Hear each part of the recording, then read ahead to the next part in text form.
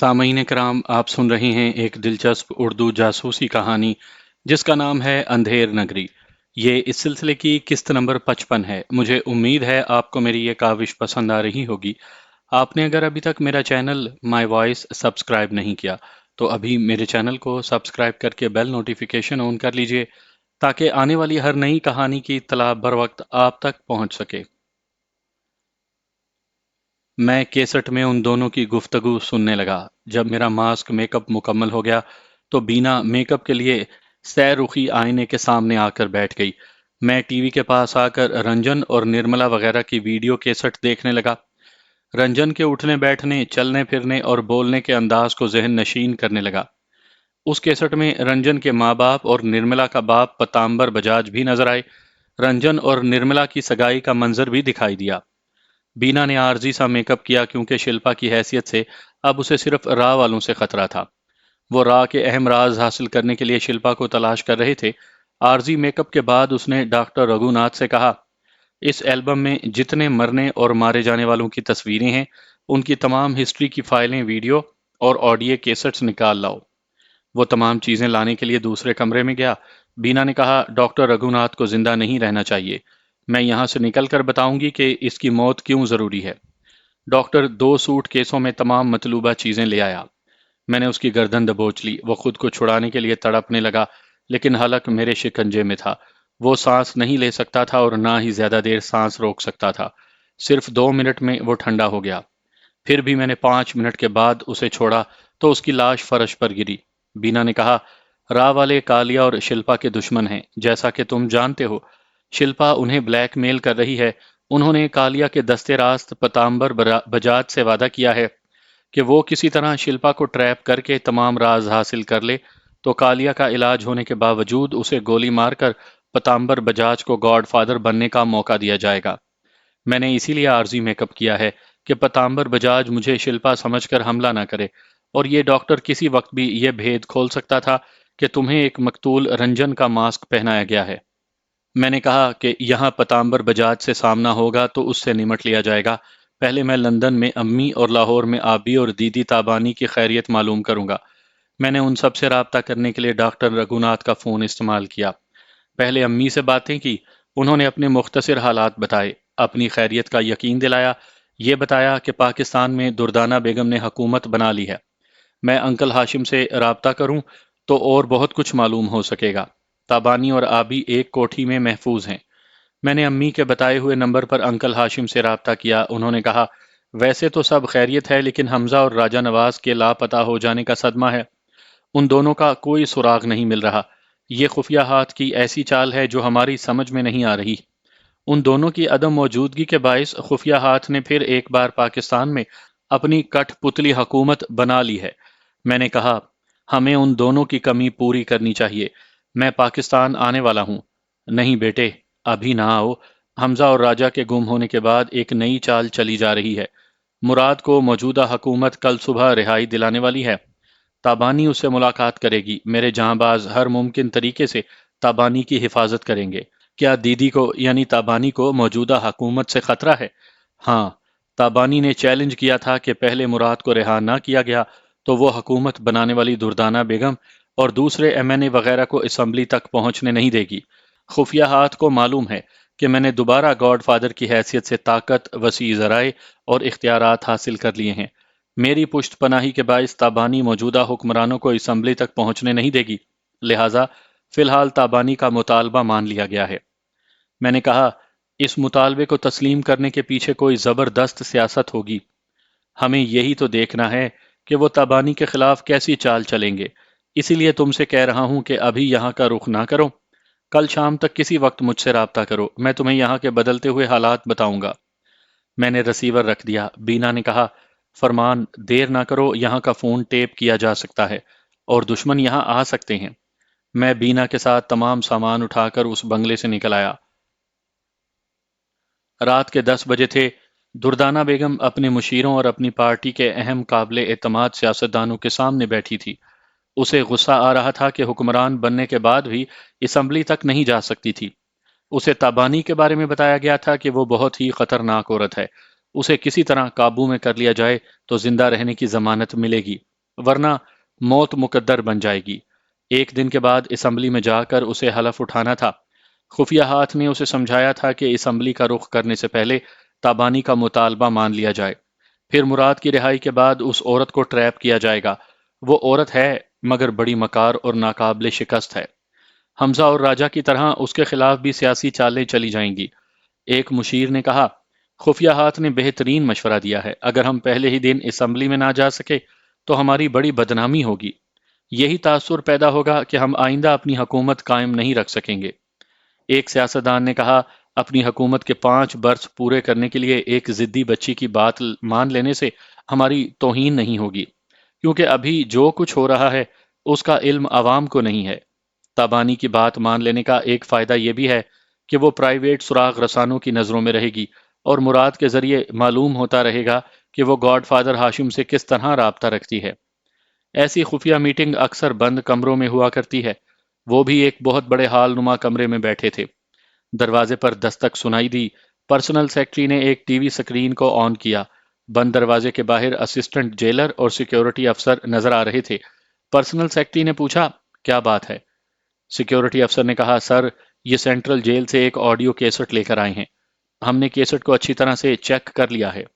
وہ کیسٹ لے کر یہاں کھڑے رہو، اسے جانے دو۔ آنے والا سلوٹ کر کے چلا گیا۔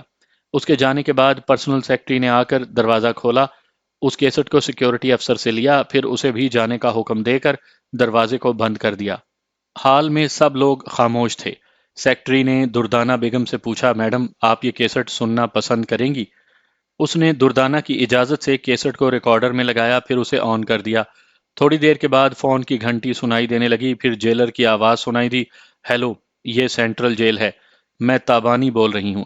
جیلر سے کہو میں 10 منٹ کے اندر مراد سے بات کروں گی۔ فون بند ہو گیا، کیسٹ ریکارڈر خاموش رہا۔ دوسری بار بھی فون کی گھنٹی سنائی دی۔ اس بار مردانہ آواز ابھری، ہیلو، میں مراد بول رہا ہوں۔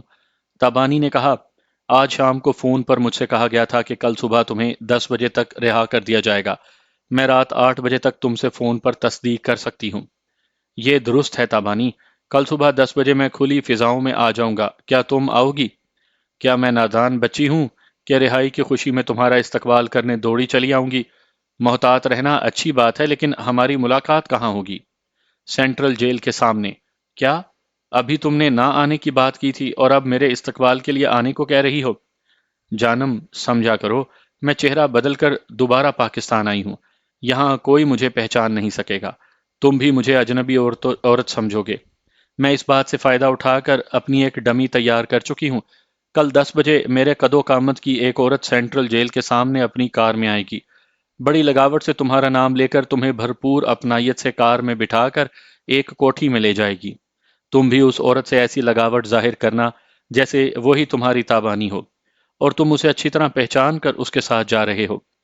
تم جو کہو گی وہی کروں گا، لیکن آخری بار سمجھاتا ہوں، ہم دونوں انکل اکرام شاہ کے ایم این اے کے سائے میں محفوظ رہیں گے۔ تم ایک عرصے تک ہسپتال اور پھر جیل میں رہ کر حالات کے ہر پہلو پر توجہ دینا بھول گئے ہو۔ تمہارے انکل اکرام شاہ کا راہ والوں کے ساتھ گہرا رابطہ ہے، اور راہ کا ایک ایک جاسوس مجھے گولی مارنے کے لیے ڈھونڈ رہا ہے۔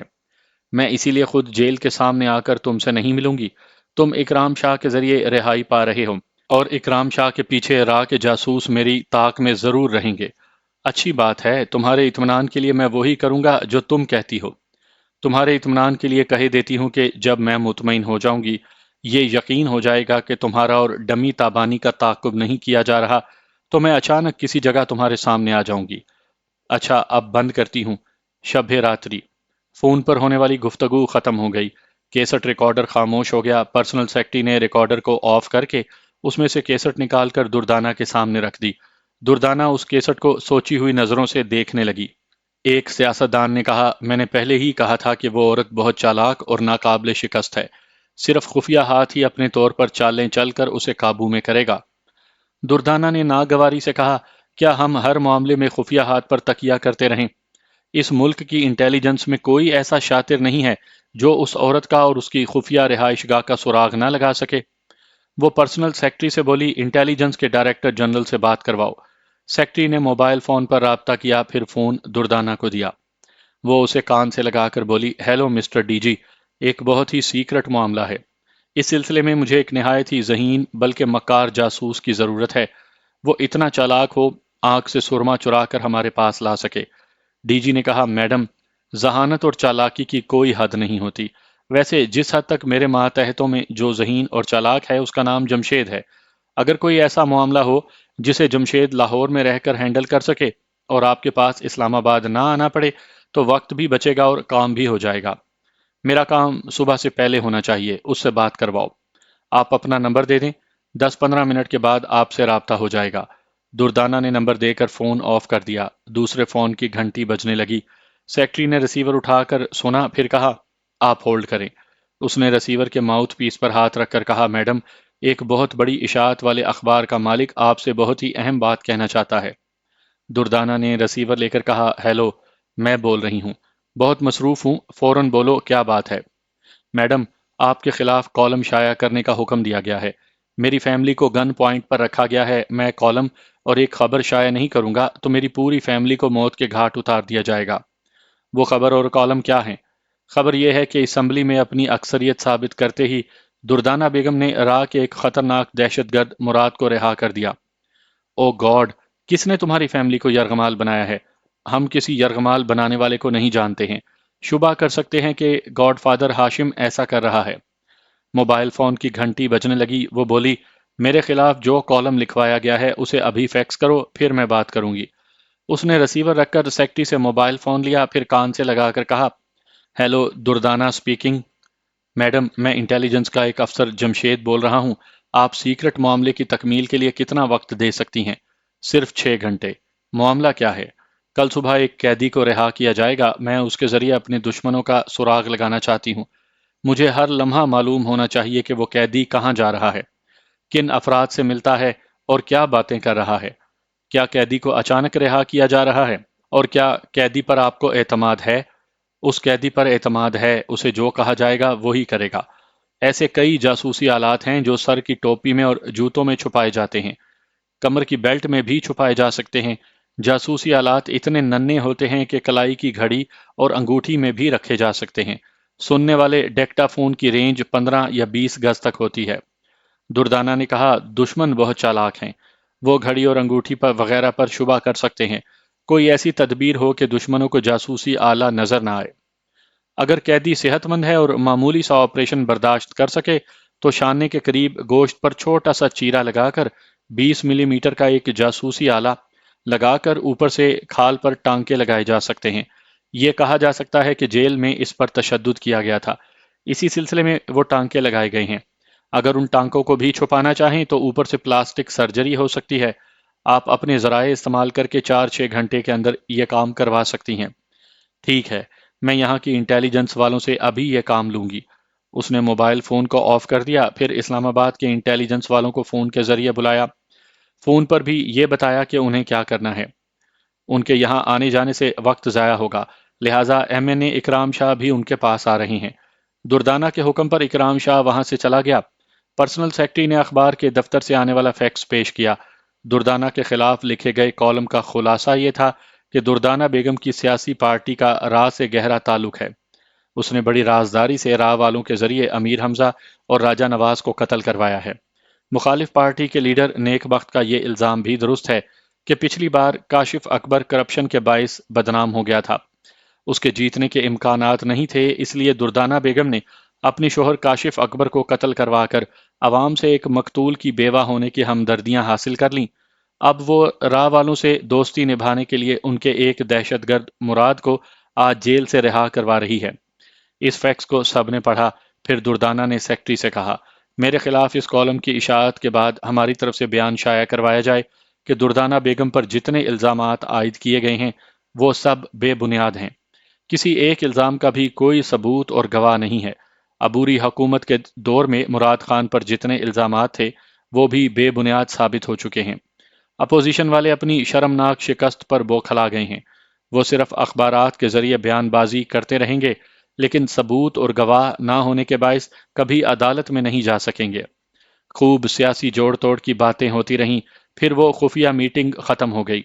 سب اپنے اپنے گھروں اور بستروں پر چلے گئے۔ دوسری صبح جمشید نے اخبارات کا پہلا صفحہ پڑھا تو چونک گیا۔ خبر تھی، اسمبلی میں اکثریت ثابت کرتے ہی دردانہ بیگم نے راہ کے ایک خطرناک دہشت گرد مراد کو رہا کر دیا ہے۔ جس مراد اور تابانی کو گرفتار کرنے کے لیے جمشید نے دن رات ایک کر دیے تھے، اسے کسی عدالتی فیصلے کے بغیر رہا کیا جا رہا تھا۔ اس نے فون پر اپنے ڈائریکٹر جنرل سے کہا، سر، آپ نے اخبار پڑھا ہے؟ ہم نے جس مراد کو سخت نگرانی میں جیل کے اندر رکھا تھا، اسے آج رہا کیا جا رہا ہے۔ ڈی جی نے کہا، دردانہ بیگم نے ہم سے فون پر کسی قیدی کو رہا کرنے کی بات کی تھی۔ میں اس سے قیدی کا نام نہ پوچھ سکا۔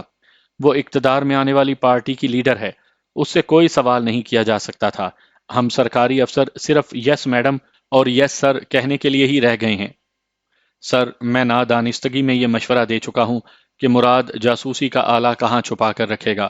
اب ظاہر ہو گیا ہے کہ وہ ہمارے ملک کی اہم ہستیوں سے ملتا رہے گا اور راہ کے دوسرے لوگ ان کی باتیں اور اہم راز سنتے رہیں گے۔ پلیز آپ ابھی جیلر سے معلوم کریں کہ مراد کو کس وقت رہا کیا جائے گا۔ ڈی جی نے فون کے ذریعے جیلر سے پوچھا، مراد نامی قیدی کو کس وقت رہا کیا جا رہا ہے؟ ٹھیک 10 بجے، یعنی 1 گھنٹے کے بعد۔ یہ میڈم دردانہ بیگم کا حکم ہے۔ جب بیگم صاحبہ کا حکم ہے تو اس کی تعمیل ضرور کی جائے گی۔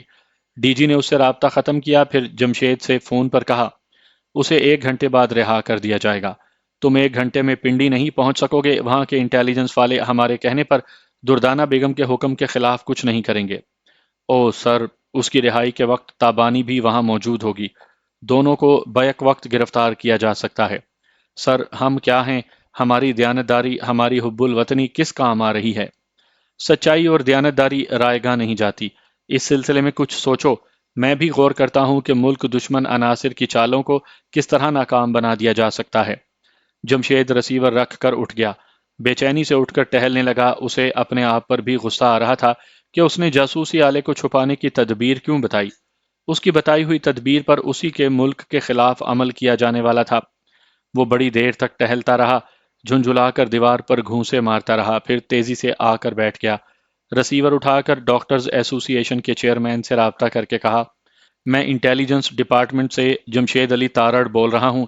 کیا آپ بتا سکتے ہیں کہ لیڈی ڈاکٹر آمنہ سے کس نمبر پر رابطہ ہو سکتا ہے؟ چیئرمین نے بتایا کہ وہ لندن کے جارج ویلنگٹن ہاسپٹل میں ہیں، پھر ان کے 2 فون نمبر بتائے۔ جمشید نے ان نمبروں پر رابطہ کیا، پھر کہا، آنٹی، میں انسپیکٹر جمشید بول رہا ہوں۔ آپ کی حمایت سے پہلے تابانی فرار ہوئی، اس نے آپ کو بھی اغوا کیا۔ ابھی دردانہ بیگم اپنے اختیارات استعمال کر کے مراد کو بھی رہا کر رہی ہے۔ آپ سچی ہیں، ایمان والی ہیں، پھر آپ کے عمل سے اس ملک کو نقصان پہنچانے والے کیوں آزاد ہو رہے ہیں؟ کیوں معزز شہری کہلانے والے ہیں؟ میری امی نے کہا کہ مجھے سچی کہہ رہے ہو تو یقین کرو، تابانی راہ راست پر آ گئی ہے۔ میری بیٹی بن چکی ہے۔ مجھے جیل میں مراد سے ملنے کی اجازت نہیں دی گئی، اس لیے ایم این اے اکرام شاہ اسے گمراہ کر رہا ہے۔ وہ ملک دشمن عناصر کے زیر اثر آ کر تابانی کو گمراہ سمجھ رہا ہے۔ تابانی اس سے مل کر اسے راہ راست پر لانے کی کوشش میں ہے، اور جب تک وہ راہ راست پر نہیں آئے گا تب تک اس پر بھروسہ نہیں کرے گی اور نہ ہی اسے اپنا خفیہ اڈا بتائے گی۔ اس کے نہ بتانے کے باوجود مراد کو اور دشمنوں کو معلوم ہوتا رہے گا کہ وہ مراد کو کہاں لے جا رہی ہے اور اس سے کیا باتیں کر رہی ہے۔ کیا جاسوسی آلات استعمال کیے جا رہے ہیں؟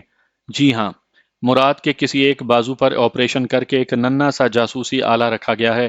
اس زخم پر ٹانکے لگے ہیں اور ٹانکوں کو چھپانے کے لیے پلاسٹک سرجری کی گئی ہے۔ یا اللہ، اس طرح تابانی اور ہاشم پر مصیبتیں آئیں گی۔ دیکھو جمشید، مجھ پر اعتماد کر سکتے ہو تو کرو۔ تابانی اور میرا بھائی انڈر گراؤنڈ کا گاڈ فادر ہونے کے باوجود پاکستان کی بہتری اور سلامتی کے لیے کام کر رہے ہیں۔ میں تمہیں سمجھاتی ہوں، انہیں دشمن نہ سمجھو۔ اپنے طور پر مطمئن رہنے کے لیے انہیں خاموشی سے آزماتے رہو، تمہاری غلط فہمی دور ہو جائے گی۔ میں آپ کے مشوروں پر عمل کروں گا، لیکن مراد کا کیا ہوگا؟ میں ابھی اس کے جاسوس کے آلات کا توڑ کروں گی، لیکن مراد کے سلسلے میں بھی ہمیں تھوڑی مہلت دو۔ ہم اسے بھی دشمنوں کی سازشوں سے بچائیں گے۔ اچھا بیٹے، میں پھر کسی اور وقت پر بات کروں گی۔ میری امی نے اس سے رابطہ ختم کر دیا، پھر انکل ہاشم سے فون پر کہا، تابانی کو فوراً یہ بتاؤ کہ مراد کے ایک بازو میں ایک ننھے سے جاسوس آلے کو چھپایا گیا ہے، لہٰذا مراد سے گفتگو کرتے وقت وہ محتاط رہے، پھر کسی وقت مراد کو بے ہوش کر کے وہ آلہ اس کے بازو سے نکال لیا جائے۔ سینٹرل جیل کے سامنے تابانی کار کی اسٹیئرنگ سیٹ پر بیٹھی ہوئی تھی۔ ٹھیک 10 بجے جیل کے وسیع و عریض آہنی دروازے کا ایک چھوٹا ضمنی دروازہ کھلا۔ پہلے جیل کا ایک افسر باہر آیا، باہر کھڑے ہوئے دو سپاہیوں نے ایڑیاں بجا کر اسے سلوٹ کیا۔ پھر تابانی نے مراد کو باہر آتے دیکھا۔ ایک عرصے کے بعد مراد کو دیکھ کر وہ خوشی سے کھل گئی۔ اس کے ذہن میں یہ بات تھی کہ اسے اپنے دلی جذبات کو قابو میں رکھ کر اپنی اصلیت کو بھی چھپانا ہے اور ڈمی تابانی بن کر اصلی تابانی کی ایکٹنگ بھی کرنی ہے۔ عام طور پر جیل کا کوئی افسر کبھی کسی قیدی کو رخصت کرنے نہیں آتا، لیکن وہ دردانہ بیگم کا خاص رہا ہونے والا معزز قیدی تھا، اور افسر بیگم صاحبہ کے کچھ کام آ کر ترقی پانا چاہتا تھا۔ تابانی دروازہ کھول کر کار سے باہر آئی۔ مراد دوڑتا ہوا آیا، پھر چادر اور چار دیواری کے خلاف دونوں ایک دوسرے سے لپٹ گئے۔ مراد نے کہا، تم بالکل پہچانی نہیں جا رہی ہو۔ میں اصلی چہرے کے ساتھ یہاں نہیں رہ سکتی۔ میں صرف چہرے کی نہیں، تمہارے سراپے کی بات کر رہا ہوں۔ تم عورت کہلانا پسند نہیں کرتی تھی، آج تم نے زنانہ شلوار قمیض کے ساتھ دوپٹہ اوڑھ رکھا ہے، لمبی سی چوٹی اور پراندہ بھی ہے، بالکل پنجابن لگ رہی ہو۔ بال اتنی جلدی بڑھ نہیں سکتے تھے، میں نے چوٹی والی وگ لگائی ہے۔ یہ انقلاب کیسے آ گیا؟ ڈاکٹر آمنہ میری امی ہیں، ان کے کردار سے، ان کی شخصیت سے میرے دل نے متاثر ہو کر کہا، میں عورت ہوں، پہلے مجھے اپنے مرد کی شریک حیات، پھر اپنے بچے کی ماں بننا چاہیے۔ تم تابانی کی ڈمی ہو، لیکن بالکل تابانی کی طرح جذباتی ہو کر بول رہی ہو۔ تابانی نے مجھے اچھی ٹریننگ دی ہے، وہ بہت غصے والی ہے، مجھے دھمکی دے رہی تھی کہ اگر میں پوری طرح جذباتی ہو کر تمہارے سینے سے نہیں لگوں گی اور بات بات پر ڈاکٹر آمنہ اور گاڈ فادر کا ذکر نہیں کروں گی اور تعقب کرنے والے دشمنوں کو یہ تاثر نہیں ملے گا کہ میں اصلی نہیں نکلی ہوں، تو وہ میرا منہ توڑ دے گی۔ وہ تمہیں کہاں سے پکڑ لائی ہے؟ میں گاڈ فادر ہاشم کی لیڈیز سراغ رسانوں میں سے ایک ہوں۔ اب یہیں تمام باتیں ہوں گی یا آگے بھی چلیں گے؟ وہ دونوں کار کی اگلی سیٹوں پر بیٹھ گئے۔ تابانی نے کار اسٹارٹ کر کے آگے بڑھائی۔ جیل کے آہنی دروازوں کے قریب وہی رخصت کرنے والا افسر کھڑا تھا۔ جب کار دور جا کر نظروں سے اوجھل ہو گئی تو اس نے موبائل فون نکال کر رابطہ کیا، پھر کہا، میں سینٹرل جیل سے آپ کا خادم شاکر علی بول رہا ہوں۔ ایک عورت مراد کو لینے کار میں آئی تھی۔ کار کا نمبر PRD 70523 ہے۔ وہ دونوں سفید ٹویوٹا کرولا میں ہیں۔ اس نے دوسری طرف سے کچھ سنا، پھر کہا، سر بیگم صاحبہ سے میری سفارش کریں، میں ہمیشہ خدمت کے لیے حاضر رہوں گا۔ دوسری طرف سے فون بند ہو گیا تھا۔ افسر نے ناگواری سے گالیاں دیتے ہوئے اپنا بھی فون بند کر دیا۔ تبانی نے کار ڈرائیو کرتے ہوئے کہا، تمہارے بڑے ٹھاٹ ہیں، جیل کا افسر خود تمہیں رخصت کرنے آیا تھا۔ یہی افسر 3 دن پہلے تک مجھے 24 گھنٹوں میں 2 چپاتی اور پانی جیسے شوربے والا سالن دیتا تھا۔ وہ ہنستے ہوئے بولی، یہی لوگ اصل چمچے ہوتے ہیں۔ جو ہانڈی اقتدار کے چولہے پر چڑھتی ہے، اس ہانڈی کے چمچے بن جاتے ہیں۔ ان کی باتیں چھوڑو، میں کل رات سے اس خوشی میں جاگ رہا ہوں کہ صبح جیل سے نکلتے ہی اپنی تابانی سے ملوں گا، اسے بازوؤں میں جکڑ کر طویل جدائی کے تمام ارمان پورے کروں گا۔ مایوس کیوں ہو رہے ہو؟ تابانی نہ سہی، مجھے تو دھڑکنوں سے لگا لیا۔ یوں سمجھو کہ تم نے ابھی ناشتہ کیا ہے۔ کہیں نہ کہیں پہنچنے کے بعد اصلی گھی سے تڑکا لگا ہوا لنچ اور ڈنر سب ہی ملتا رہے گا۔ اسی وقت فون کا بزر سنائی دیا۔ تبانی نے لباس کے اندر سے موبائل فون نکالنے کے بعد مراد سے کہا، جسٹ اے منٹ۔ وہ فون آن کر کے بولی، ہیلو، کوڈ 786۔ دوسری طرف سے ہاشم کی آواز سنائی دی، بسم اللہ الرحمن الرحیم۔ تمہاری کار کے سینٹرل جیل سے روانہ ہوتے ہی مراد کو رخصت کرنے والے نے موبائل کے ذریعے کسی سے کچھ کہا تھا۔ محتاط رہو، تعقب ضرور کیا جائے گا اور ان کے پاس موبائل فون بھی ہوں گے۔ ویسے میرے ماتحت جانتے ہیں کہ تم کن راستوں سے گزرو گی۔ وہ گاڑیاں بدل بدل کر تمہاری نگرانی کرتے رہیں گے۔ Thank you uncle. اس نے فون بند کر دیا۔ مراد نے پوچھا، تم گاڈ فادر ہاشم کو انکل کہتی ہو؟ میں باس کہتی ہوں۔ ابھی تابانی کی حیثیت سے انکل کہا ہے۔ اس کار میں ہم دونوں کے سوا کوئی نہیں ہے، پھر اتنی رازداری کیوں؟ ہم ہمیشہ سے سنتے آئے ہیں کہ دیواروں کے بھی کان ہوتے ہیں۔ اس کار کی بھی ایک چار دیواری ہے، یہاں بظاہر کوئی نہیں ہے، لیکن سائنس کی ترقی نقصان بھی پہنچاتی ہے۔ میں ایک سنیک بار میں سینڈوچ کھانے اور کولڈ ڈرنک پینے گئی تھی۔ ہو سکتا ہے اس وقت کسی دشمن نے اس کار میں کہیں کوئی ڈیٹیکٹیو آلہ چھپا دیا ہو۔ یہ انگلینڈ یا امریکہ نہیں ہے۔ پاکستان جیسے ترقی کے محتاج ملک میں ایسے نایاب اور قیمتی آلات نہیں پائے جاتے۔ پاکستان جیسے محتاج ملک سیاسی سطح پر تخریبی قیمتی آلات کے محتاج نہیں ہوتے۔ بڑے بڑے ممالک اسلحہ، جاسوسی کے آلات اور ہمارے تمہارے جیسے دہشت گرد سپلائی کرتے رہتے ہیں۔ اوہ، میں بھول گیا تھا کہ تابانی سے نہیں، ایک گاڈ فادر کی جاسوسا سے باتیں کر رہا ہوں۔ تابانی تو کہہ رہی تھی کہ تمہیں بھولنے کی عادت نہیں ہے۔ بھائی تم تو اس نے آگے کچھ کہنے کے لیے مراد کے بازو کو زور سے دبایا۔ وہ تکلیف سے کراہنے لگا۔ وہ حیرانی سے بولی، کیا ہوا؟ وہ کراہتے ہوئے بولا، کچھ نہیں، 3 دن پہلے تک مجھ پر کبھی کبھی بہت زیادہ تشدد کیا گیا ہے۔ میرے اس بازو کو لوہے کے شکنجے میں جکڑ دیا گیا تھا۔ انکل اکرام شاہ ایم این اے کی پارٹی اقتدار میں آئی ہے تو مجھے ظلم و تشدد سے نجات ملی ہے۔ میرے لیے اسپیشل ڈاکٹر بلایا گیا۔ اس نے اچھی دوائیں دی ہیں۔ انہیں کھانے سے درد محسوس نہیں ہوتا، لیکن بازو پکڑتا ہوں تو تکلیف ہوتی ہے۔ ظالموں نے تمہارے ساتھ بہت برا سلوک کیا۔ تابانی کو معلوم ہوگا تو وہ آتش فشاں کی طرح پھٹ جائے گی۔ میں تم سے التجا کرتا ہوں، اس سے یہ بات نہ کہنا۔ یہ بھی تو دیکھو کہ پھر انہوں نے مجھے ایک کلاس میں رکھا تھا۔ یہ سوٹ میرے لیے سلوایا گیا، یہ رسٹ واچ اور خالص لیدر کے جوتے انہوں نے ہی دیے ہیں۔ کیا انہیں لینے سے پہلے سوچا ہے کہ جوتے کھانے کے لیے بھی دیے جاتے ہیں اور پہننے کے لیے بھی؟ کیا فضول باتیں کر رہی ہو؟ سمجھا رہی ہوں، انہوں نے جن مقاصد کے لیے تمہیں رہائی دلائی ہے، ان مقاصد میں ناکام رہو گے تو یہی جوتے کھانے پڑیں گے۔ You shut up. تم تابانی نہیں ہو کہ تمہاری باتیں برداشت کر لوں۔ اپنی حد میں رہو۔ اپنی حد کے مطابق ایک جاسوسا ہوں۔ یہ سمجھ سکتی ہوں کہ اس سوٹ میں، کلائی کی گھڑی میں اور جوتوں میں کوئی جاسوسی آلہ ہو سکتا ہے، لہٰذا ابھی بازار جا کر تمہارے لیے نیا جوڑا اور نئے جوتے خریدوں گی۔ یہ گھڑی ابھی باہر پھینک دو۔ وقت دیکھنے کے لیے میرے پاس گھڑی ہے۔ میں تمہارا محکوم یا تابع دار نہیں ہوں۔ تم میرا لباس اور میری چیزیں بدلنے والی کون ہوتی ہو؟ اس نے سڑک کے کنارے گاڑی روک کر کہا، میں ابھی فون پر گاڈ فادر سے کہوں گی کہ تم میری مرضی کے مطابق اپنی منزل تک نہیں پہنچنا چاہتے ہو، لہٰذا تمہیں جہلم شہر میں اتار دوں گی، اپنے ساتھ لاہور نہیں لاؤں گی۔ یہ کہہ کر اس نے لباس سے موبائل فون نکالا۔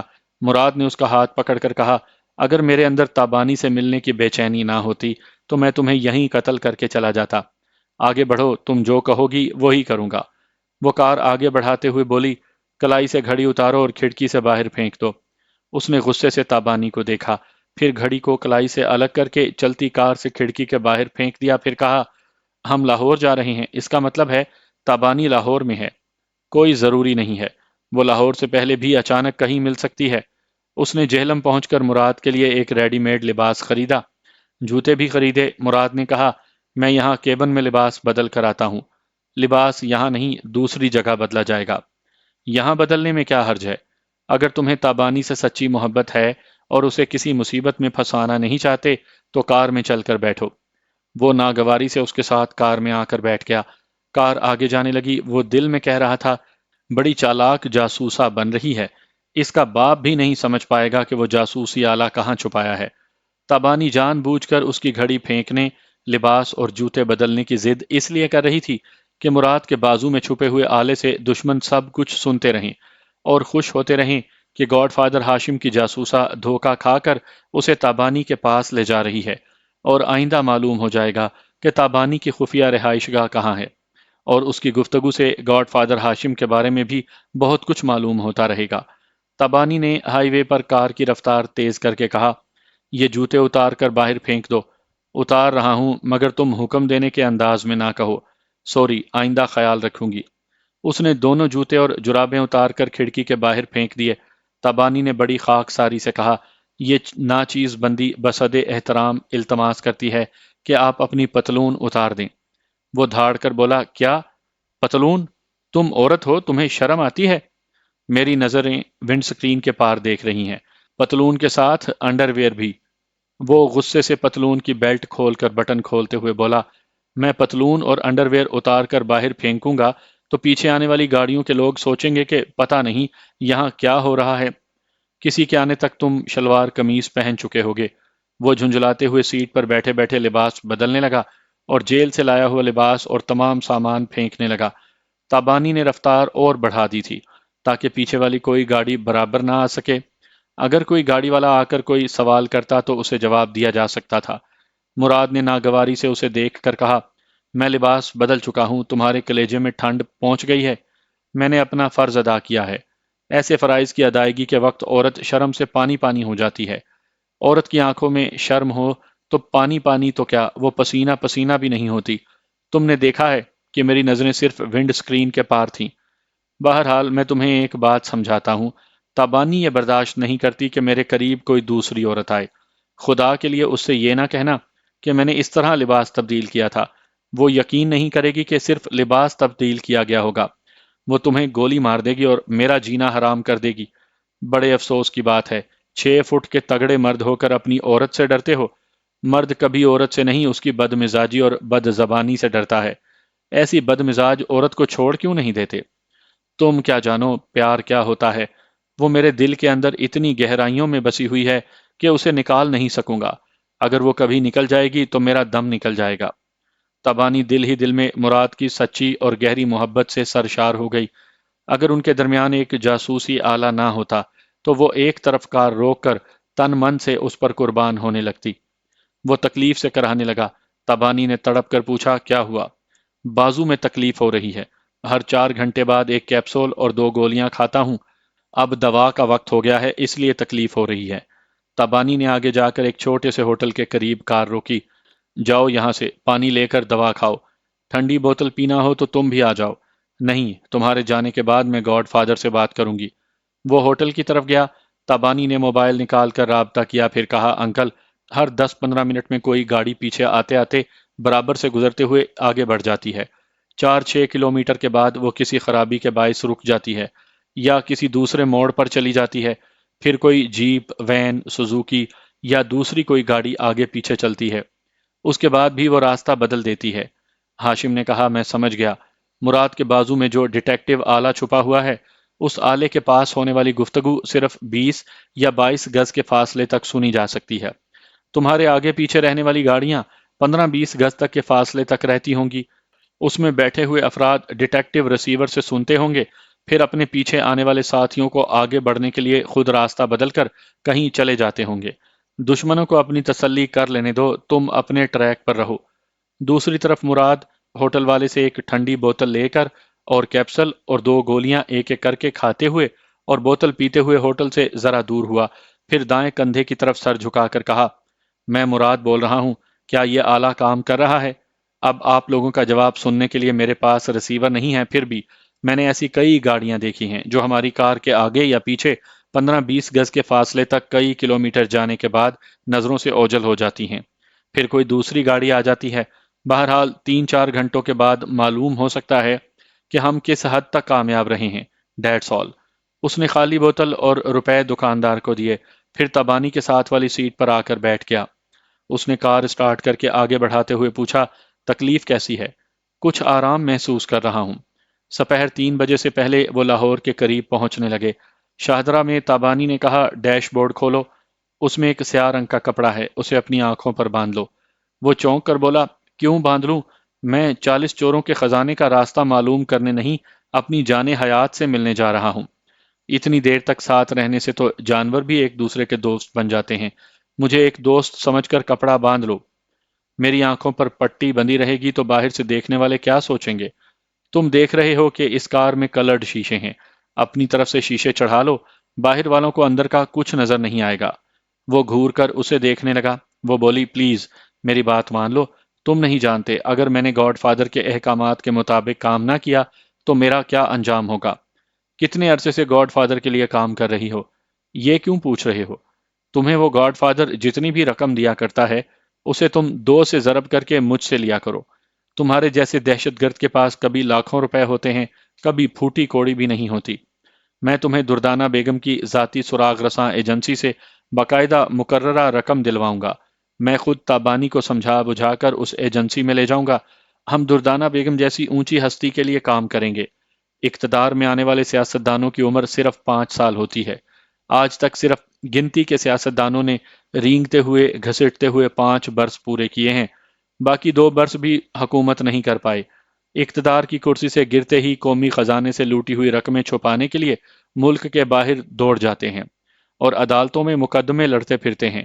تابانی نے گاڑی روک دی، پھر کہا، یہاں سے آگے آنکھوں پر پٹی بندی ہوگی، تم تاریک راہوں پر سفر کرو گے۔ انکار کرو گے تو یہ کار آگے کے راستے نہیں جانتی۔